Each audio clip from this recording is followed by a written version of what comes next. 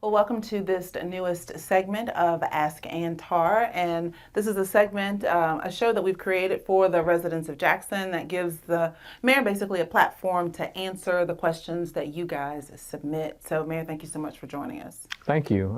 I want to thank those residents who have submitted questions. I'm very interested to know what's on their mind and to respond to those questions. You know, this is our 6th or 7th episode of the show. So, what have you enjoyed about it so far? How effective do you feel that it's been? Well, I think it's always helpful to understand what's on people's minds. Sometimes we get in the habit of maybe scratching where people aren't itching.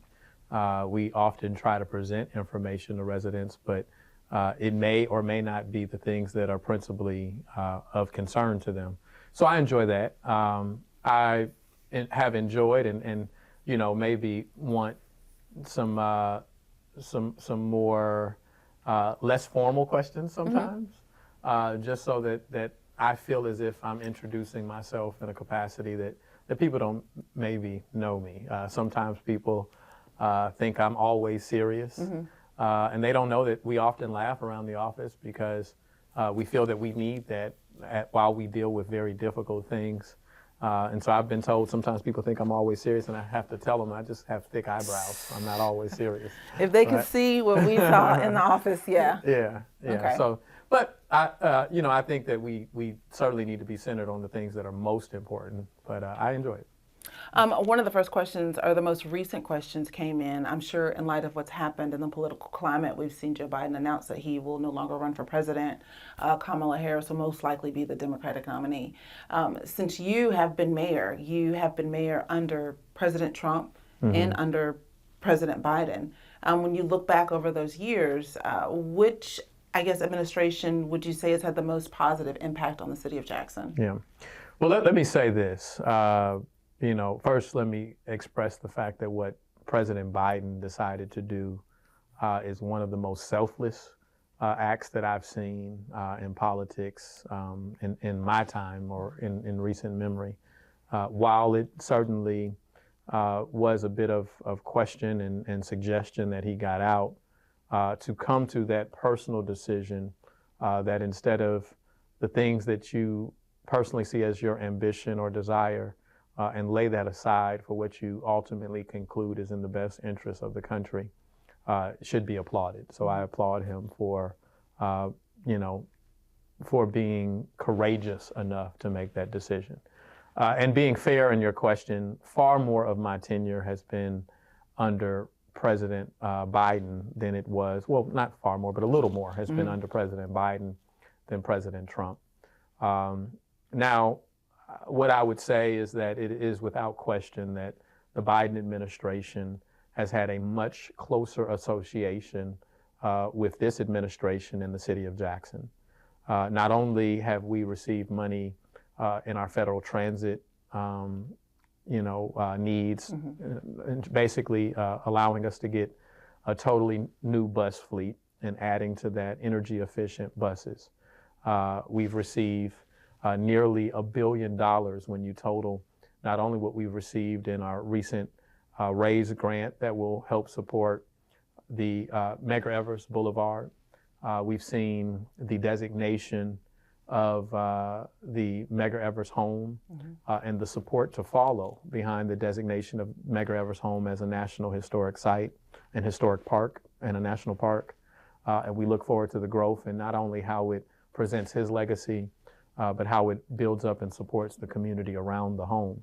And then going back to the majority of where those funds were placed, that was towards our water infrastructure. We received $600 million in a historic omnibus, end of the year omnibus bill that the president himself spoke to me and made assurances that he would see to it that the city of Jackson got money to support our water infrastructure. And as we're drawing that money down on a project by project basis.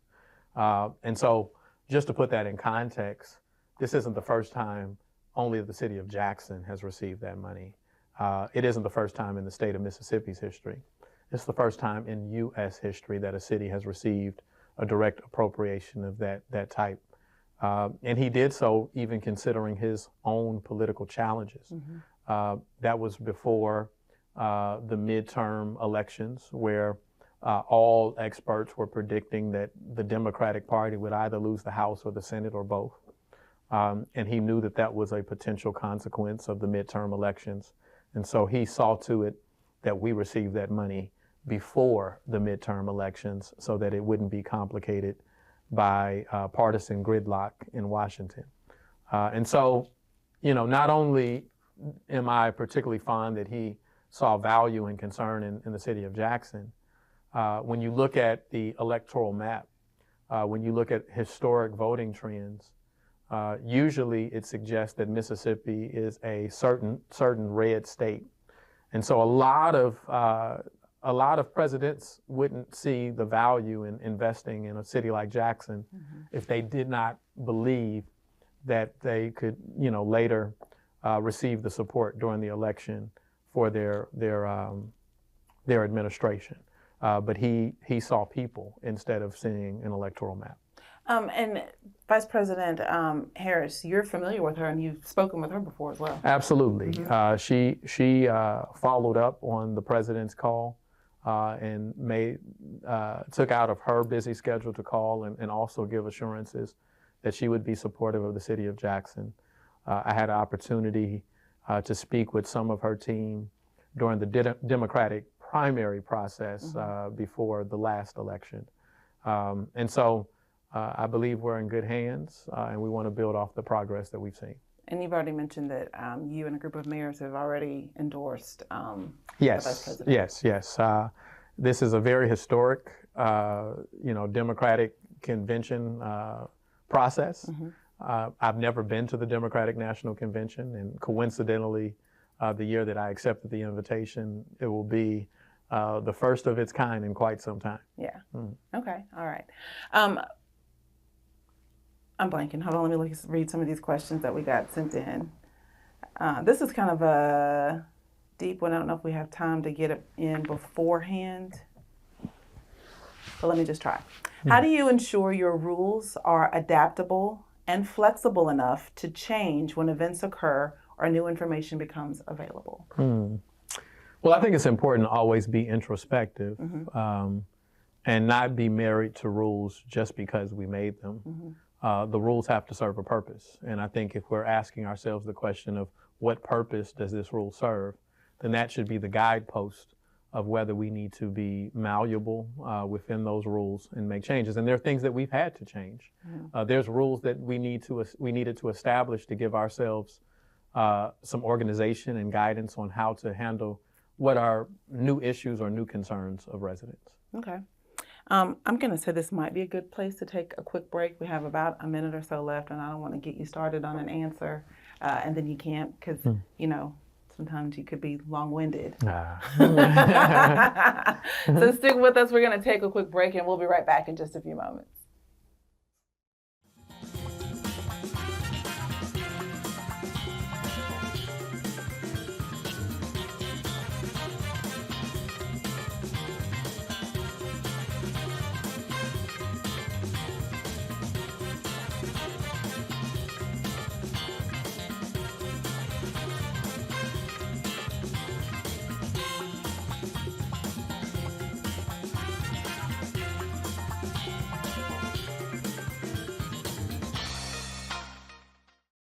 Welcome back.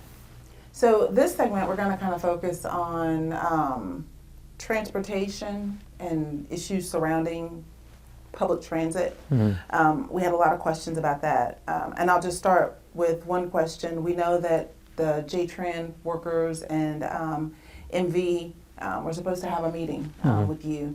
And people were wondering what was up with that, what's the latest on that, and what's happened as of late. Yeah, so let me start by laying a little foundation and explaining to people how our public transit system is owned and operated.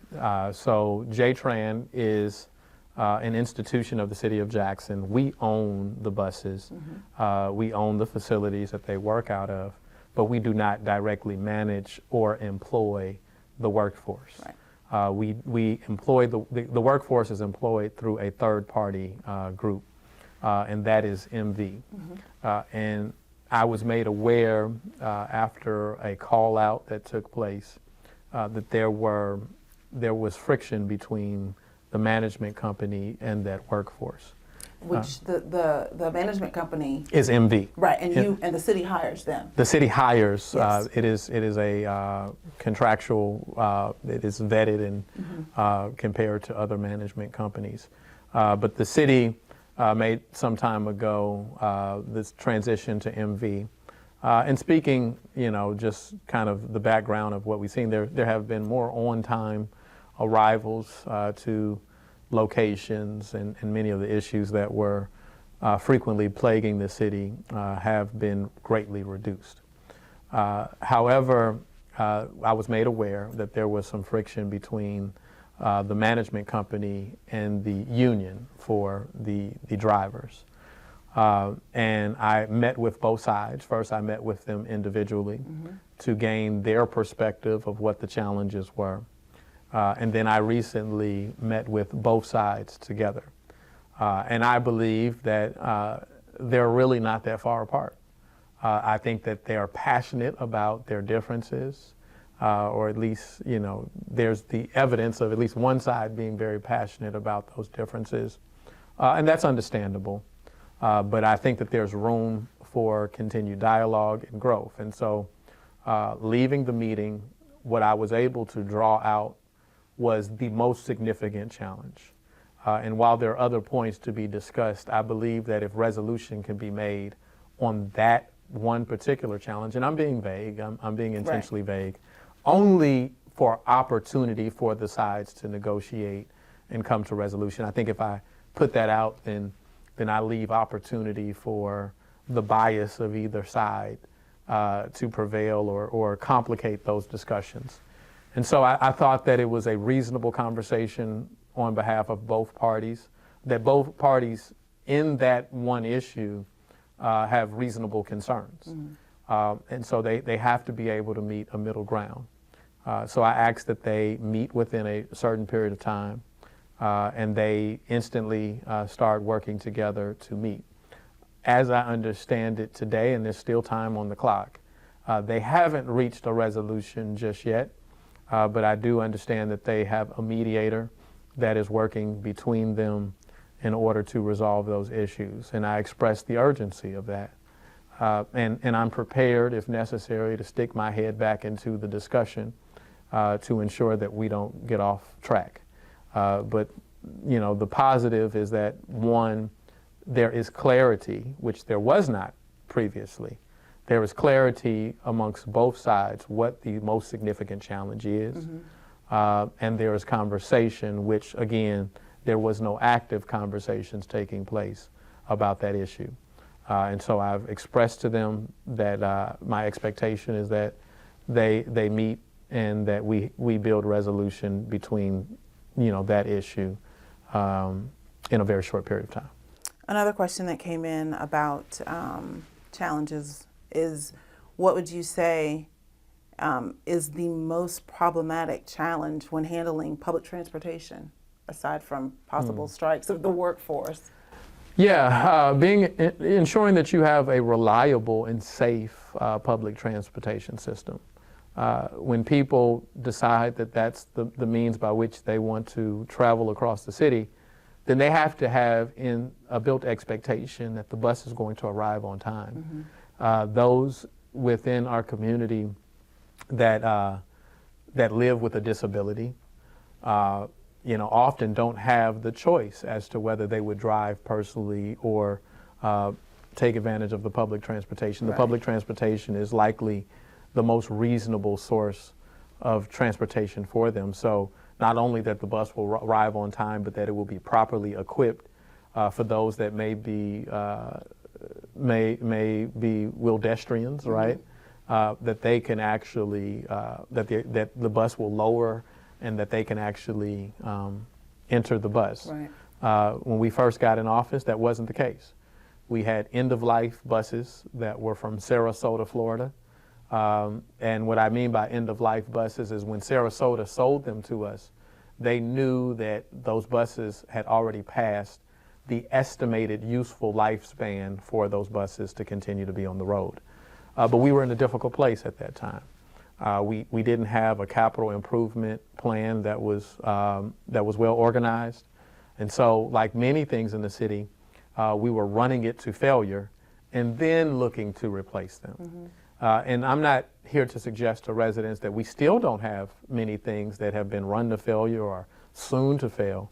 But what we're trying to do in the process of, addressing those challenges is put together a better plan that no longer is the case. We should know that, this car has a 8-year lifespan or a 10-year lifespan based on how we use it. And instead of waiting to the 8th or the 10th year, around year 6 or 7, we build in a plan to purchase a new one, right before that time frame expires. Okay. How do you interact with community members and stakeholders to get their feedback and support for your new policies? Yeah.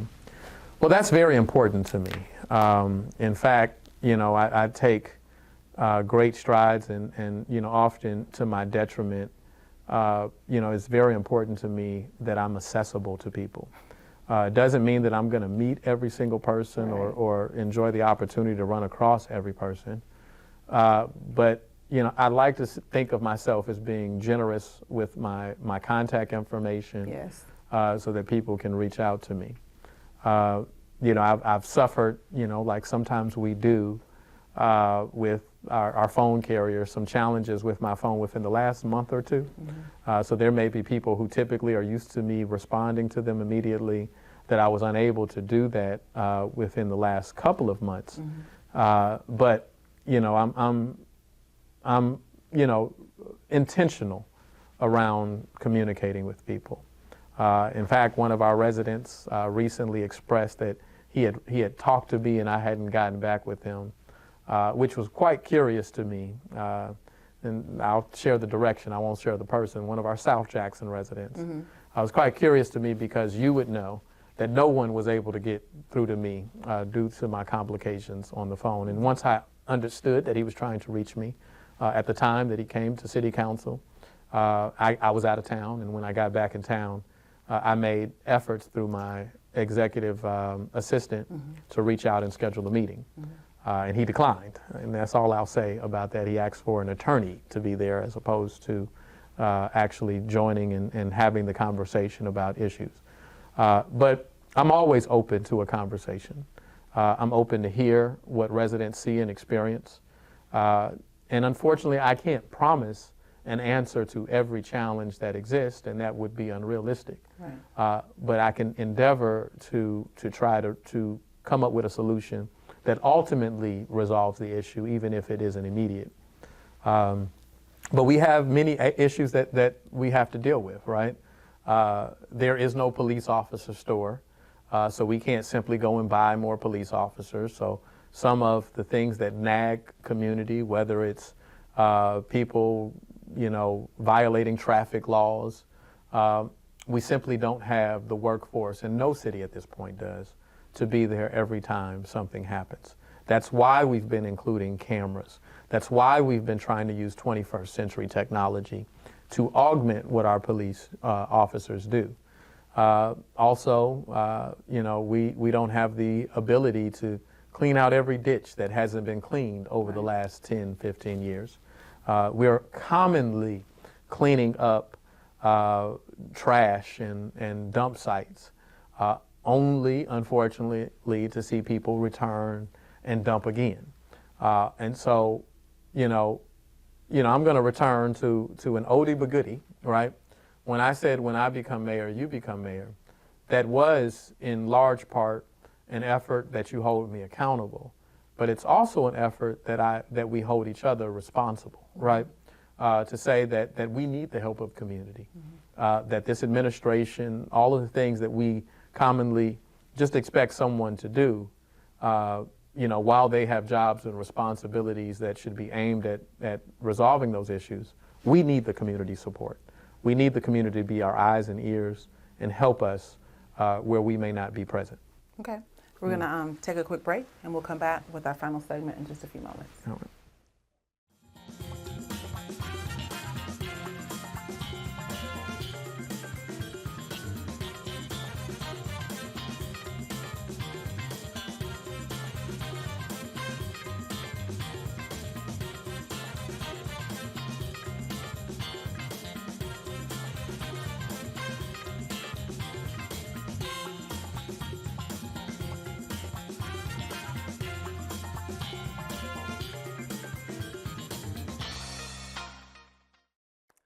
Welcome back.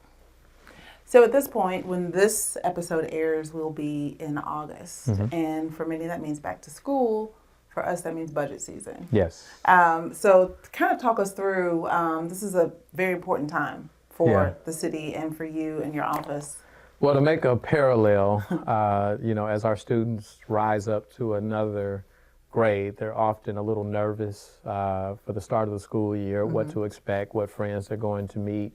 So we're likewise always nervous when budget season comes. We don't know what to expect, what the battles will be, what the push and tug will be. So it's a very tense time because, at its core, where we are as a city is that we're a city that our needs exceed our means.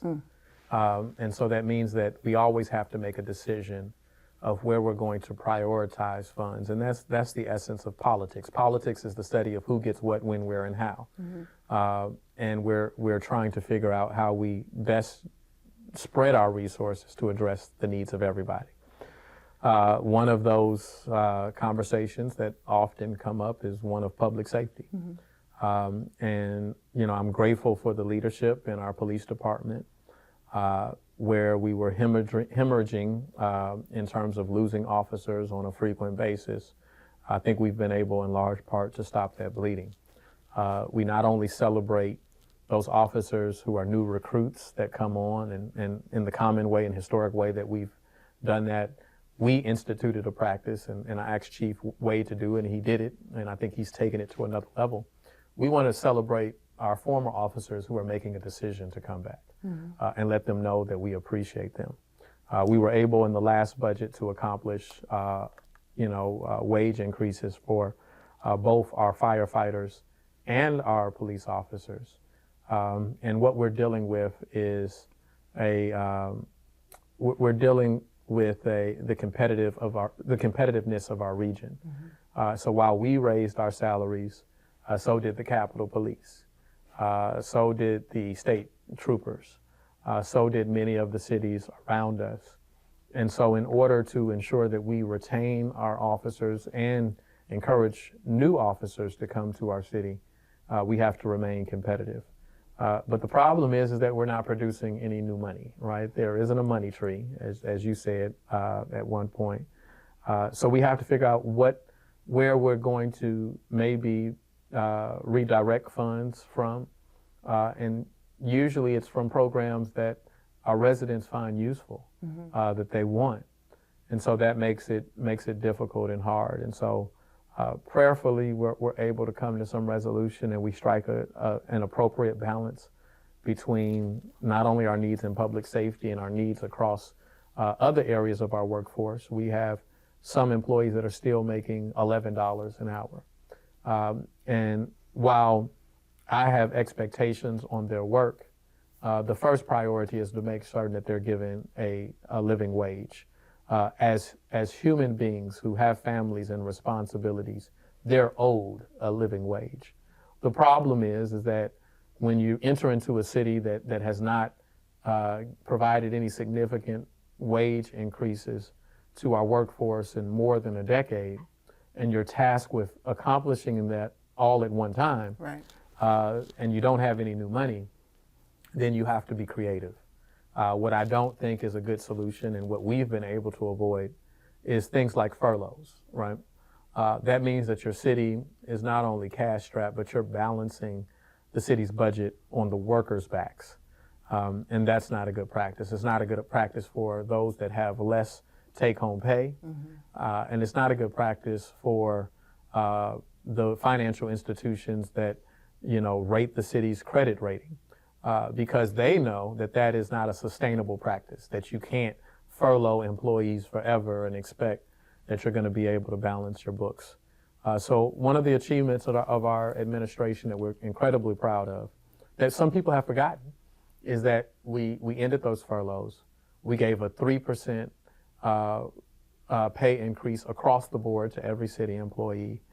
We later, during the middle of a global pandemic, we took care of 100% of the health care premiums for our city employees, so that if they work for the city of Jackson, they don't have to have taken out of their checks their health insurance costs. If they have dependents, then we've made it a reasonable fee for those that they pay for and their families, and they have to pay their copay when they go to get medical coverage. But that meant, not only that we value them and their health, it also meant that we were trying to give them more money in their paychecks to take home. And so we still have work to do, but what we should see as a signal or what should be reassuring to our employees is the fact that we've been able to demonstrate year after year that we value them and we're making significant strides to increase their pay. For residents who may be watching this, and again, we're in budget season, so in 90 seconds or less, kind of tell them their hearings. So each department has to present its budget to the city council. Briefly talk a little bit about that and how that works and what that looks like. So we have an opportunity to understand the needs and desires of each department and see whether we can accommodate those or not. We're entering into an election year, and so we have restrictions on how much of a budget we can spend within a period of time, and that adds an additional layer. But at the final analysis, this is what I will say. A budget is a moral document. It's a moral document because it should reflect the values you have as a city and as a community. And so we want to make certain that our budget aligns with the values of our city, the values of our community. And also identify new ways that we can increase revenue. We hear residents when they say that the lawn isn't kept, right? When that grass isn't cut. We hear residents when they talk about the trash and litter in certain areas. While at the same time, we deal with the complaints of residents when we have to institute a more efficient parking meter system. We don't want to have to charge you, but we have to increase revenue, and we can't want more and give less, right? At the same time, not only do cities that are the same size and larger than the city of Jackson, do they have an expectation that when you go to those cities, you're going to have to park and you're going to have to pay. We're still marketably lower than those other cities. And so that's what we're trying to do, find new ways to support your needs and your desires. Okay. Well, we are all out of time. Thank you, Mayor, so much for taking the time to answer these questions. If you have questions, we ask that you head over to the City of Jackson's website. It is jacksonms.gov, and there's a tab there that you can click for Ask Antar. You can also send us an email, media@jacksonms.gov, and you can also find us on social and submit your questions there. And we will compile those questions, and we'll have more episodes, more answers, more questions from the mayor. Anything you want to say in 5 seconds or No, less? I just thought you were going to ask me where that tab was, and I don't know. So I'm glad you figured it out. But thank y'all. It's on the homepage. All right. Thank y'all so much for joining us. Have a great day, and we'll see you guys next time.